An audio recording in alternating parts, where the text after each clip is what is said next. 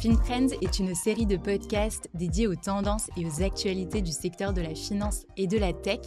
Lancée par SBS, cette série fait intervenir des experts pour aborder les sujets brûlants du secteur. Et aujourd'hui, je reçois Jean-Yves Duchosal pour parler avec nous du Connect France. Jean-Yves, bonjour. Bonjour Caroline. Donc Jean-Yves, tu es Product Manager Crédit et Risque chez SBS. Et donc, on se retrouve aujourd'hui à l'occasion du Connect France, un événement SBS qui revient cette année pour sa deuxième édition, le 16 avril prochain. Et tu participes à cet événement. Donc, tu vas nous en reparler tout de suite un peu plus en détail. Mais avant ça, j'aimerais que tu te présentes en quelques phrases. Merci de me recevoir. Donc, Jean-Yves Dufosal, je travaille chez SBS depuis 1997, toujours dans le domaine du crédit, 99% du temps pour tout ce qui tourne autour des crédits et des risques. Dans un premier temps, côté édition, en R&D, sur le développement des logiciels loan servicing, lending suite. Un petit passage par du projet d'intégration chez nos clients en France, en Arabie Saoudite, au Luxembourg et aussi beaucoup au Maroc. On a une base installée assez forte. Et aujourd'hui, je fais du product management, donc j'essaye de driver, de conduire la roadmap sur quelles vont être les prochaines versions de nos logiciels. Voilà un peu en résumé, parmi la richesse des métiers que propose SBS, mon parcours au cours des 29 premières années. Et donc, tu participes au Connect France cette semaine, on vient de le dire. Est-ce que tu peux nous parler un peu de l'esprit de cet événement? Alors, le Connect France 2026, c'est un événement annuel stratégique pour SBS et pour le secteur bancaire dans son ensemble. Cet événement, il va être centré sur les échanges, la proximité client, sur le partage de l'expertise, le partage de la vision et en définitive la création de valeur qui peut en découler. Ce qui rassemble finalement, c'est mieux comprendre et appréhender les enjeux de la banque de demain, sur lequel on va échanger autour de ce connect. On va aussi échanger sur tout ce qui est, les problématiques technologiques et on va essayer de créer un lien durable et de la continuité dans les relations qu'on peut avoir avec nos clients, depuis, plusieurs années maintenant, quoi. Et donc, quelles sont un peu les grandes thématiques qui vont être abordées en 2026? Alors, en 2026, on va aborder des thématiques autour de la souveraineté dans les paiements notamment, autour de la modernisation des systèmes d'information et de la banque, quelle va être la banque de demain finalement. On va aborder des thématiques autour du réglementaire, on va aborder des thématiques autour des logiciels eux-mêmes, puisqu'on a des clubs utilisateurs qui vont être organisés pendant cette session-là. Et puis, on va bien évidemment traiter des sujets technologiques d'actualité que peuvent être l'intelligence artificielle, la data et les plateformes digitales. Et comme je suis un peu curieuse, j'aimerais savoir les temps forts un peu de cet événement et si on peut s'attendre à des Ah, surprises. alors, c'est sur une après-midi, donc en avril prochain. Ça va se passer sur un rythme assez effréné. On va avoir 2 sessions plénières, une autour de la souveraineté dans les paiements et une autour de la modernité dans la modernisation des systèmes bancaires. On va avoir des ateliers métiers avec, des experts et des témoignages clients. On va avoir des sessions de club utilisateurs autour de nos principaux logiciels qui sont, déployés en France. On va retrouver un club utilisateur SAB, Loan Servicing, Collection Management, qui d'ailleurs, à cette occasion, pour Collection Management, ça va être les 40 ans, du club utilisateur. Donc il y aura une première petite surprise à cette occasion et puis, sur d'autres logiciels. À partir de là, donc atelier thématique, club utilisateur, des sessions et puis on terminera par un cocktail dînatoire le soir. Mais avant, on aura quand même une petite surprise ou une grande surprise avec notre guest speaker qui apportera un regard décalé et inspirant en dehors du cadre purement bancaire. Mais on va quand même pouvoir faire des parallèles assez forts sur tout ce qui est le dépassement de soi, l'engagement et la transformation. Voilà, un programme, riche, varié, rythmé. Donc, si vous n'êtes, enfin, toi tu l'es, mais si vous n'êtes pas encore inscrit, n'hésitez pas et faites-le, vous verrez. Le premier était une réussite, le deuxième va être un plus grand succès encore. Et oui, je suis inscrite et j'ai hâte de découvrir ce fameux speaker, du coup, le 16 avril prochain. Le Connect, c'est vraiment un moment où on cherche à créer une proximité avec les clients pour vraiment essayer de comprendre leurs enjeux technologiques et stratégiques. Et en ce moment, il y a un sujet dont on parle beaucoup, c'est le marché, du crédit qui bouge beaucoup. Le crédit classique, notamment, c'est celui dont on parle, principalement. Mais il y a aussi un autre marché qui bouge encore plus et c'est le marché, du CIB, donc le financement, des grandes entreprises. Est-ce que tu peux nous expliquer en quoi est-ce que ça concerne, nos clients bancaires? Ça les concerne directement. C'est une évidence. Déjà parce qu'en fait, les frontières entre le crédit classique, celui qu'on connaît, et le financement des entreprises ou le financement corporate, et on va utiliser quelques anglicismes un peu dans ce podcast, mais le financement corporate sont en train de bouger. Ça bouge aussi parce que les outils, finalement, qui aident à la transformation de nos marchés sont identiques. Le cloud, l'intelligence artificielle, le digital, la data, rien que pour citer les plus évidents. En fait, ce sont les mêmes outils qui vont aider à la transformation de ces 2 marchés. Et pour ceux qui ne baignent pas du tout, dans cet univers, est-ce que concrètement, tu peux m'expliquer ce que c'est que le CIB? Alors concrètement, ça va être difficile à résumer, mais je vais essayer de faire simple et de prendre un exemple, parce que moi-même, je vais peut-être des fois avoir du mal ou à me perdre dans les détails, mais en gros, en agence, la banque, elle va financer une PME. Elle va financer, la PME qui va acheter une machine ou qui a besoin d'un fonds de trésorerie. Alors qu'en CIB, on a la même logique, mais avec une autre échelle. Pour faire simple, on finance l'entreprise qui en rachète une autre, qui lève 500 millions d'euros sur les marchés ou qui cherche à se développer à l'international. Et les fondamentaux, derrière sont les mêmes. Comprendre un risque, comprendre le besoin du client, structurer le financement, simple ou complexe. La différence, c'est la complexité du financement et les montants en jeu, OK, donc en fait, tu viens de le dire, c'est vraiment, même métier, mais à une échelle, différente, pardon. à une échelle complètement différente. Il y a 2 grandes différences. Il y a l'échelle, comme tu viens de le dire. En CIB, on parle de tickets de 50, 100, 500 millions d'euros ou de dollars ou de livres sterling, avec souvent plusieurs banques autour de la table. On parle de crédit syndiqué dans ce cas-là. On va avoir des pools qui vont aider au financement d'une entreprise. Et puis après, la complexité. La complexité du financement, c'est-à-dire qu'on va avoir des financements dans plusieurs devises. On va avoir des financements qui vont mêler plusieurs techniques de crédit, à la fois de la garantie et du tirage. On va avoir plusieurs juridictions. On va avoir des deals qui sont disséminés sur plusieurs pays avec des conditions de taux qui sont complexes. Et les produits sont sur mesure, moins standardisés qu'on peut retrouver dans le financement classique. Mais, mais finalement, ce qui est important pour l'ensemble des acteurs, qu'ils soient côté CIB, mais aussi côté crédit classique, c'est que ces frontières aujourd'hui, elles bougent. Parce qu'une PME de taille moyenne, si spécialisée dans l'import-export, elle pourrait elle-même avoir besoin demain d'un financement ultra spécialisé et complexe, tel qu'on peut le retrouver dans le CIB. Et comme en plus, finalement, les technologies qui transforment le financement corporate, ben, en tout cas pour la partie métier, en tout cas dans CIB, il y a Mmh. Corporate and Investment Banking. On ne l'a pas dit au début, hein, on a utilisé le sigle, mais donc il y a le C, il y a le I, financement corporate et l'investment banking. On va être sur la partie C qui est le financement.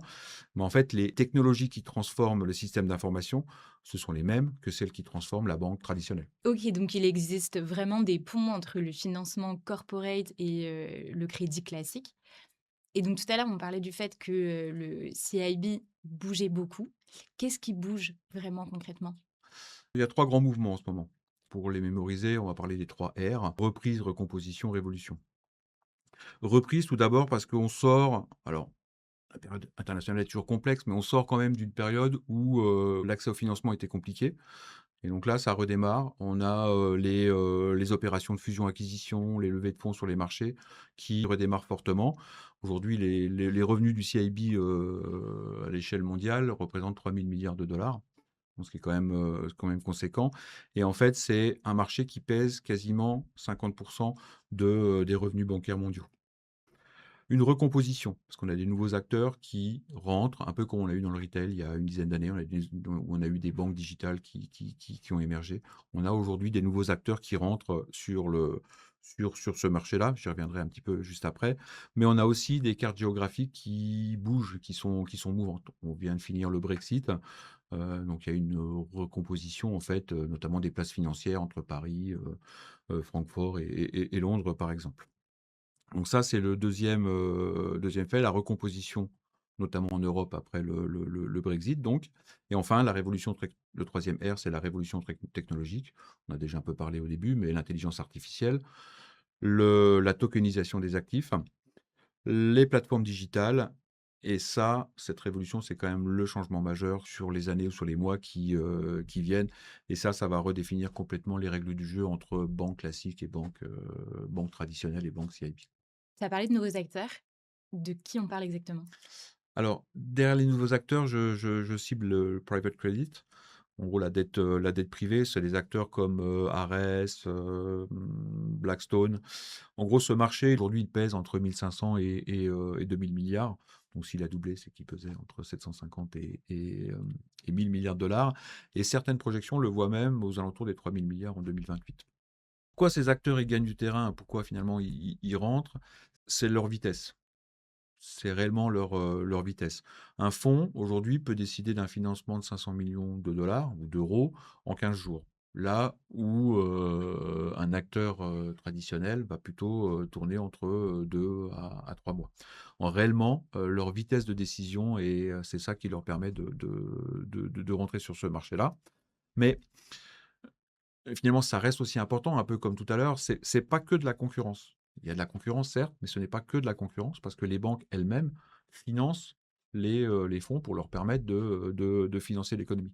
Donc en fait, il y a des lignes de crédit qui vont vers la dette privée. Elles ont plus que doublé entre 2020 et 2024. Donc la question, c'est pas les banques contre les fonds, c'est réellement comment les banques restent au centre du jeu. Et alors, comment est-ce que les banques font, non pas pour rester dans la course, mais pour rester vraiment au centre, du jeu? Deux choses. Déjà, un, il faut qu'elles jouent sur leurs forces. Une banque, elle a quelque chose qu'un fonds n'a pas, c'est qu'elle a construit une relation client depuis, des années. Elle connaît ses clients, elle connaît, ses partenaires. Donc il faut qu'elle capitalise et qu'elle construise sur quelque chose qu'elle a acquis au cours des années. Elle a une connaissance des contreparties et elle a aussi une capacité à accompagner ses clients. Un client qui va vouloir se développer sur plusieurs pays, en fait, la banque va être en capacité de l'accompagner à Paris, à Casablanca, à Singapour, alors qu'un fonds va plutôt centrer sur un investissement lié à Paris, par exemple. D'accord. Dans le même temps, elle a la solidité prudentielle. Donc c'est une banque, c'est un établissement, bancaire. Bah, elle doit faire beaucoup de reporting, mais en même temps, ça lui amène une solidité prudentielle. Et dans un monde incertain, comme on a parlé un peu juste avant, ça, c'est un vrai, actif. C'est une vraie force. Au-delà d'une force, c'est un actif. Et le deuxième point, c'est elle doit se moderniser. Mmh. Ça, c'est quand même le point clé. Beaucoup de banques fonctionnent encore avec, des systèmes d'information construits produit par produit, très silotés, avec des ruptures dans la chaîne de valeur. Donc elle doit se transformer, c'est d'arriver à passer à une vision de bout en bout, du premier contact jusqu'à l'obtention du financement ou de la renégociation d'un financement, hein, puisque la vente et l'après-vente sont aussi très importants dans le marché du CIB. Et ce suivi de l'engagement, ça concerne aussi les sujets de type ESG qui sont d'actualité aujourd'hui, hein, donc environnement, sociaux, gouvernance, les critères ESG et le suivi des covenants, le tout en temps réel, bien évidemment. Concrètement, entre la décision commerciale, l'analyse du risque, la mise en place du crédit, on a plusieurs semaines qui peuvent s'écouler et c'est vraiment là où les fonds s'imposent. Donc c'est sur ce sujet-là où les banques doivent travailler pour s'inscrire finalement dans ce processus. Les banques qui y arrivent sont pas forcément les plus grosses, sont celles qui seront les plus rapides. Et pour rebondir sur, la modernisation dont tu parlais, on sait que les banques, elles se heurtent, généralement quand elles veulent se moderniser à leur, système, d'information. Et donc je me demandais si dans ce cas-là, l'IA pouvait être un vrai levier ou alors juste, un mot à la mode? L'intelligence artificielle, c'est un vrai levier. Il y a quand même une condition, c'est on branche pas un turbo sur une 2 chevaux. Mais ça reste un vrai levier. Concrètement, ça va changer 3 Oui. choses. 1, la vitesse. Tout ce qui était le processus d'analyse de risque, de KYC, là où ça prenait, plusieurs jours, voire semaines, bah, ça va prendre des heures demain avec l'intelligence artificielle. L'intelligence, dans intelligence artificielle et intelligence, mais l'intelligence finalement c'est, la couche qu'on va poser par-dessus ou en complément de la transformation des systèmes d'information. C'est la couche de data qu'on va poser au-dessus des systèmes existants, sans forcément, tout casser. Donc ça, c'est l'intelligence et puis la convergence et ça, c'est ultra important lorsqu'on parle des 2 mondes. C'est pour les 2 mondes, pour la banque et aussi pour nous, SBS, c'est que la même technologie va servir à la fois le crédit classique et le crédit, CIB. Donc pour aller un cran plus loin, si on repense à l'instant payment ou tout ce qui s'est passé dans le retail ou si on imagine la même chose côté CIB avec, des prises de garantie, avec des blocages de financement qui sont faits en temps réel avec du collatéral mobilisé automatiquement. C'est ça qu'on appelle la tokenisation et les grands établissements, bancaires, JP Morgan, BNP ou HSBC sont sur ces sujets-là aujourd'hui. On a aussi des analyses qui nous ont montré que l'intelligence artificielle pouvait, ramener entre 200 et 340 milliards de valeur dans la banque et donc c'est pas anodin et donc par rapport à ta question initiale, non, c'est pas un mot à la mode, c'est réellement, une transformation qui va, ou une vague qui va, nous emmener dans les, semaines, heu, mois et années qui viennent. Ah oui, c'est assez impressionnant, effectivement. Pour, terminer, ce podcast et pour conclure parce que, il touche à sa fin, est-ce que tu peux me dire un peu, comment est-ce que tu imagines la banque de demain? Alors comment, modestement, j'imagine la banque de Voilà. demain parce que Voilà. je suis pas banquier, mais même si, j'ai travaillé, quelques années dans la banque. La banque de demain, donc la bonne nouvelle déjà, c'est qu'on n'a pas forcément besoin de tout reconstruire. On a besoin de transformer, de transformation, ça c'est une évidence et l'enjeu, c'est d'arriver à enrichir l'existant avec des technologies, modernes. Ma conviction par rapport à ça, sur la banque de demain finalement, c'est finalement celle qui va arriver à faire à la fois du crédit classique et du CIB sur la base d'une même plateforme, donc tu as d'une plateforme mutualisée avec de l'intelligence artificielle pour analyser le risque, mais pas que, peut-être aussi pour du reporting opérationnel, avec de la data pour contextualiser, personnaliser, répondre on a vu que dans le CIB, on a des besoins qui sont ultra spécialisés, donc ça va permettre de spécialiser pour un client, tout en même temps de faire de la masse pour le client traditionnel et avec un cap clair, c'est financer la transition, énergétique.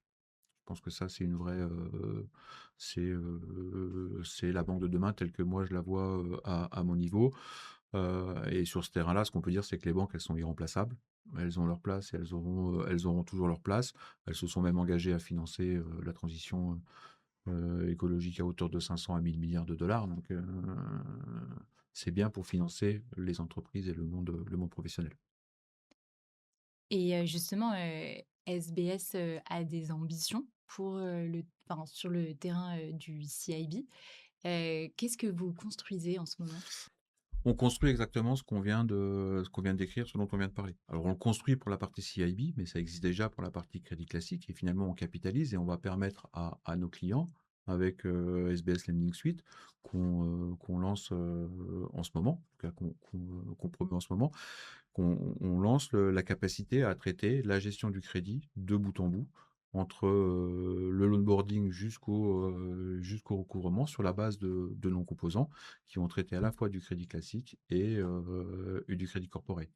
Le tout sur lequel on ajoute et on intègre nativement des solutions d'intelligence artificielle pour venir compléter l'analyse de risque, pour venir compléter le décision, pour venir compléter la décision pour venir compléter, l'analyse des covenants qui là vont servir la partie, corporate finance. On va venir compléter avec de l'intelligence artificielle sur les garanties reçues qui vont, compléter finalement les fonctionnalités autour de la gestion des garanties reçues, des crédits. Et c'est un peu tout ce qu'on va essayer de démontrer. Alors, on va pas tout démontrer dans le cadre du connect, mais en tout cas, c'est quelque chose qu'on va échanger avec nos clients, avec notre base installée, lors de cet événement, Connect France 2026, dans les clubs utilisateurs, loan servicing et collection management, dans lequel on va, parler de Lending Suite de SBS. Merci Jean-Yves, pour, tous ces insights, sur, le Connect France et aussi sur le marché, du CIB. J'ai hâte, de te retrouver, au Connect France et de pouvoir en discuter davantage, à ce moment-là. Bah, écoute, ce sera avec, grand plaisir. Merci à toi de m'avoir reçu et puis j'espère que ce que tu entendras au Connect, ça ressemblera à ce qu'on aurait dit dans le Oui, podcast. il y a pas de raison. Voilà, Merci Jean-Yves. merci à toi.